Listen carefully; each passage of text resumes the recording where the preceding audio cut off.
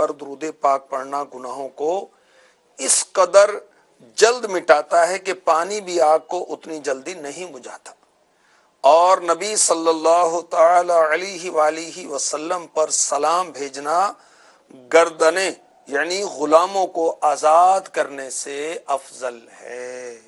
صلو علی الحبیب صلی اللہ تعالی علی محمد وعلی آلہ وصحبہ وبارک وسلم۔ مدنی چینل کے ناظرین،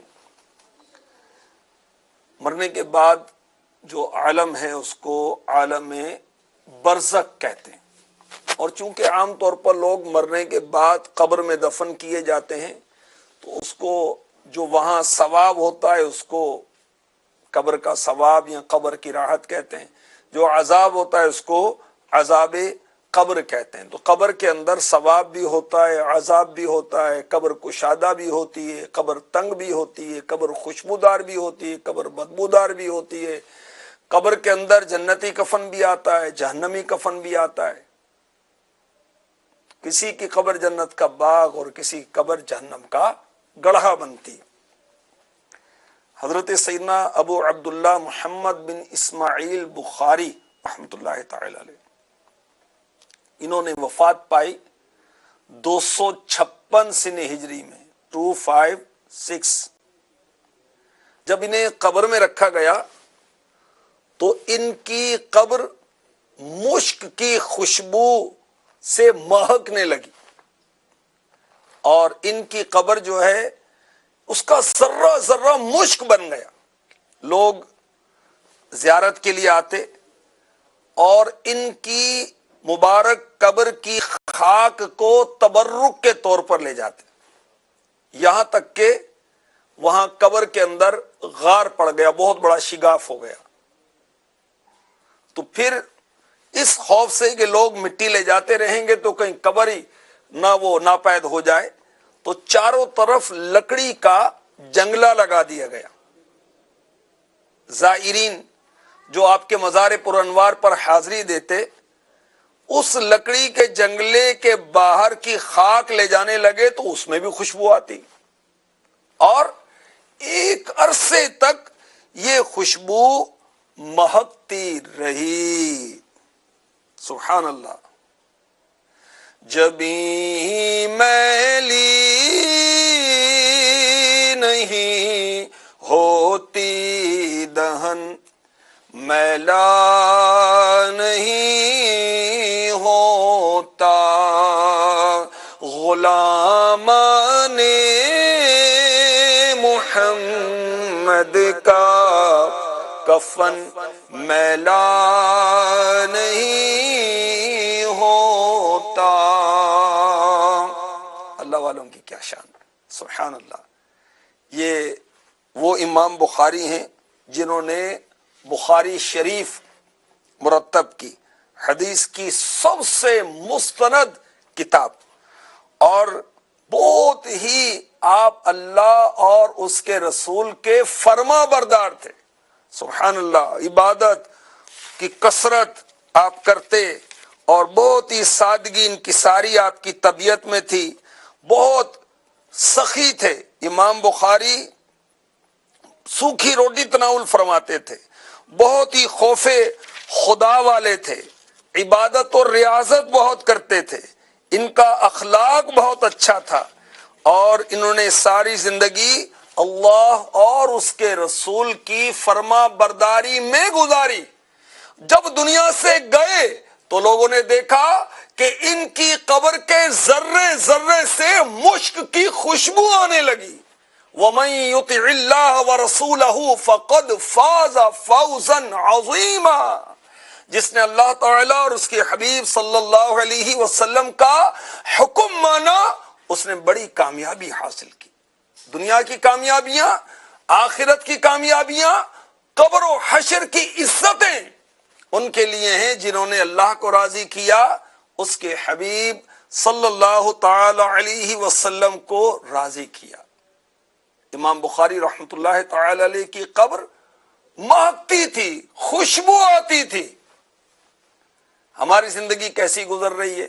کیا ہم اپنے رب عز و جل کی فرما برداری کر رہے ہیں؟ اللہ تبارک و تعالی نے جو ہمیں احکامات دیے قرآن میں یا اپنے محبوب کے ذریعے سے، کیا ہمیں معلوم ہے؟ کیا ہم اس پر عمل پیرا ہیں؟ اس کے حبیب صلی اللہ علیہ وسلم نے جو ارشادات فرمائے، جو احادیث کے ذریعے سے ہم تک پہنچے، صحابہ اور تابعین، تبع تابعین کے ذریعے ہم تک پہنچے، کیا ہم اس پر عمل کرتے ہیں؟ ہمارا کیا بنے گا؟ تو امام بخاری رحمۃ اللہ تعالی علیہ کی قبر آپ کی تدفین کے بعد مہکتی تھی، خوشبو آتی تھی، سبحان اللہ سبحان اللہ۔ اسی طرح حضرت سیدنا ابو عبداللہ محمد بن سلیمان جزولی رحمۃ اللہ تعالی علیہ، ان کی کتاب درود پاک کے متعلق مشہور ہے، اسے کہتے ہیں دلائل الخیرات، بہت مشہور کتاب ہے، اور دنیا بھر میں اس کتاب سے استفادہ کیا جاتا ہے۔ چنانچہ کہا جاتا ہے کہ آپ کی مبارک قبر سے، کن کی قبر سے؟ حضرت سیدنا ابو عبداللہ محمد بن سلیمان جزولی رحمۃ اللہ تعالی علیہ، ان کی قبر سے مشک کی خوشبو آتی تھی۔ وجہ یہ تھی کہ آپ اپنی مبارک زندگی میں درود و سلام بہت پڑھا کرتے تھے، سبحان اللہ۔ ہمارا کیا بنے گا جو فضول بک بک کرتے رہتے ہیں، جو گالیاں بکتے رہتے ہیں، غیبتیں کرتے رہتے ہیں، چغلیاں کرتے رہتے ہیں، تیری میری سے فرصت نہیں پاتے، کبھی موسم پر تبصرے، کبھی سیاست کی باتیں، کبھی کچھ۔ ارے بھائی اللہ کا ذکر کرو نا، تلاوت قرآن کرو نا، درود پاک پڑھو نا بھائی۔ دل یاد لئی بنایا ہے تعریف لئی زباں، اکھیاں بنائیاں سونے دے دیدار واسطے۔ یہ زبان محبوب کے ذکر کے لیے بنی ہے، درود پاک پر کے لیے بنی ہے، یہ زبان تلاوت قرآن کے لیے اللہ نے دی ہے۔ نیکی کی دعوت دیں اس سے، فضول باتوں میں کیا رکھا ہے؟ تو سبحان اللہ، حضرت امام جزولی رحمۃ اللہ تعالی علیہ درود پاک بہت پڑھتے تھے۔ اس کی برکت سے اللہ تبارک و تعالی نے آپ کو یہ آنر اور یہ عزت عطا فرمائی کہ ان کی قبر سے مشک کی خوشبو آتی تھی، بہت پیاری خوشبو آتی تھی، سبحان اللہ۔ اور درود پاک کی برکت سے آپ 77 سال، آپ کی ڈیتھ کے 77 ایئرز آفٹر مقام سوز سے مراکش میں آپ کو منتقل کیا گیا، آپ کی قبر کشائی کی گئی، تو آپ کا بدن نہیں، کفن بھی بوسیدہ نہیں ہوا تھا، بدن بالکل تر و تازہ، اور جسم بگڑا نہیں تھا۔ ان کا کیا بگڑنا، ان کے پیروکاروں کا بھی نہیں بگڑے انشاءاللہ۔ اور کسی نے آپ کے جسم پر امتحاناً انگلی رکھی تو وہ جگہ سفید ہو گئی، خون ہٹ جاتا ہے نا، اللہ اکبر۔ اور یہ ساری بہاریں کس چیز کی تھی؟ درود و سلام کی، اللہ اکبر۔ تو جو درود پاک پڑھنے والا ہے، یاد رکھیے قبر کے اندر 3 دن میں میت کا پیٹ پھٹ جاتا ہے، جو بڑھتا ہی نہیں ہے، استغفر اللہ، حلال حرام بھرتے رہتے ہیں، نہ جانے کیا کیا انڈیلتے رہتے ہیں۔ 3 دن کے بعد میت کا پیٹ پھٹ جاتا ہے اور جسم میں کیڑے پڑ جاتے ہیں، اور کیڑے اس کے گوشت کو کھا جاتے ہیں۔ اچھا، جب گوشت کھا لیا تو اب کچھ نہیں ملتا تو ایک دوسرے کو کھاتے ہیں، یہاں تک کہ 2 کیڑے رہ جاتے ہیں تو ایک دوسرے کو کھا جاتا ہے، اور آخر میں ایک کیڑا رہ جاتا ہے، اور جب اس کو کچھ کھانے کو نہیں ملتا تو وہ مر جاتا ہے، تو مٹی میں مٹی ہو جاتا ہے۔ یہ معاملہ ہے ہم جیسوں کا، عام لوگوں کا، مگر جو اولیاء ہیں، جو صحابہ ہیں، اہل بیت اطہار ہیں، انبیاء ہیں، شہداء ہیں، ان کے بدن قبر میں سلامت رہتے ہیں۔ جی ہاں، اور انبیاء اپنی قبروں میں نمازیں پڑھتے ہیں، اولیاء کی بھی ایسی حکایات شرح الصدور میں امام جلال الدین سیوطی رحمۃ اللہ علیہ نے لکھی اور بزرگوں نے اپنی کتابوں میں لکھی کہ شہداء، صحابہ، اولیاء جو ہیں وہ اپنی قبروں میں تلاوت قرآن کرتے ہیں، اپنی قبور میں نمازیں پڑھتے ہیں، ذکر اللہ کرتے ہیں۔ تو جو خوش نصیب درود پاک پڑھنے والا ہے اس کے بدن کو مٹی نہیں کھائے گی، سبحان اللہ۔ اسی طرح جو حافظ قرآن ہے اور اس پر عمل بھی کرتا ہے قرآن پر، اس کے بدن کو بھی مٹی، قبر کی مٹی نہیں کھائے گی۔ اسی طرح جو بدن، جو باڈی گناہوں سے محفوظ رہی، اس کو بھی قبر کی مٹی نہیں کھائے گی۔ جبیں میلی نہیں ہوتی بدن، میلا نہیں ہوتا غلامان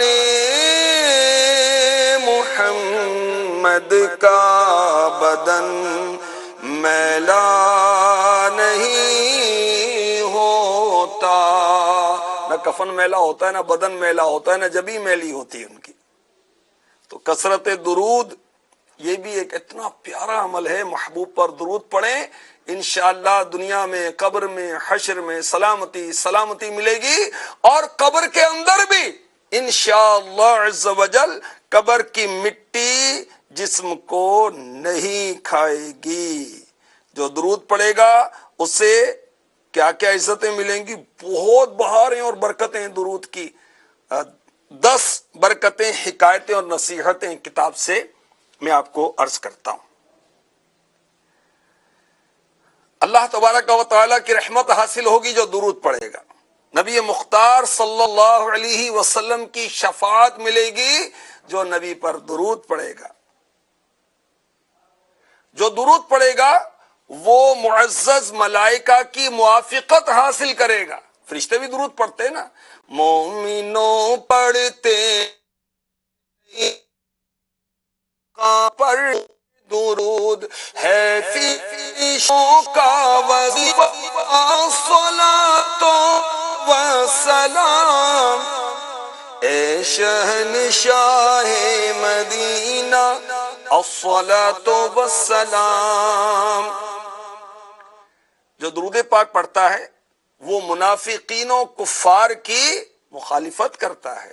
جو درود پاک پڑھتا ہے اسے اس کی خطاؤں اور گناہوں سے معافی دی جاتی ہے۔ جو درود پاک پڑھتا ہے اس کی حاجتیں، ضرورتیں پوری کی جاتی ہیں۔ جو درود پاک پڑھتا ہے اللہ تبارک و تعالیٰ اس کا ظاہر اور باطن روشن فرما دیتا ہے۔ جو درود پاک پڑھتا ہے اللہ تعالیٰ اسے جہنم سے نجات عطا فرمائے گا۔ جو درود پاک پڑھتا ہے اللہ تعالیٰ اسے جنت میں داخل فرمائے گا۔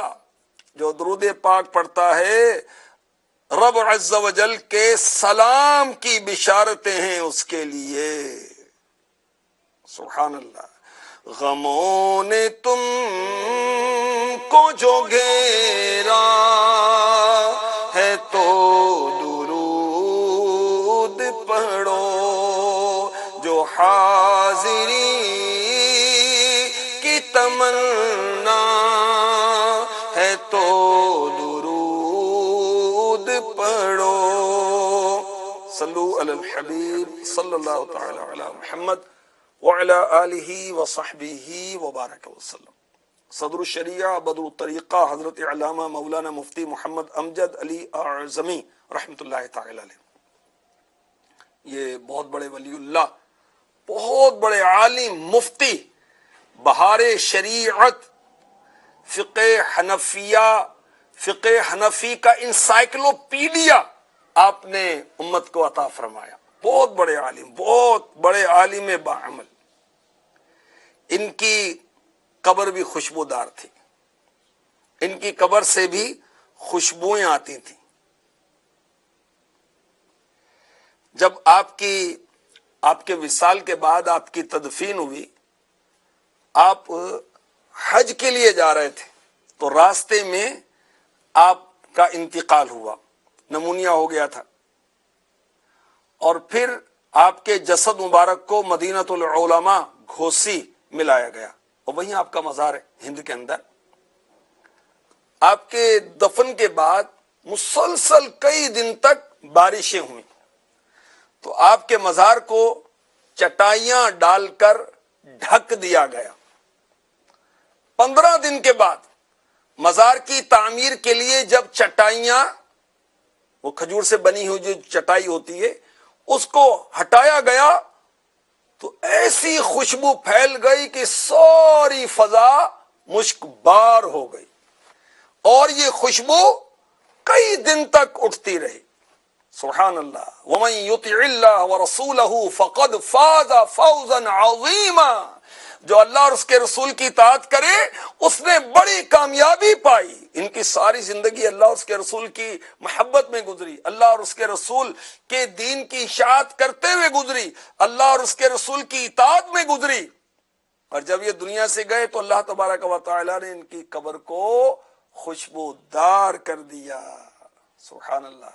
اللہ تبارک و تعالی ہمیں نیک اعمال کی توفیق عطا فرمائے، اور ان اعمال کی توفیق عطا فرمائے جس کی بجا آوری سے اللہ کی رضا ہے، اس کے حبیب کی رضا ہے، قبر جنت کا باغ بنتی ہے، اور وہ اعمال جو جنت کی طرف لے کر جاتے ہیں۔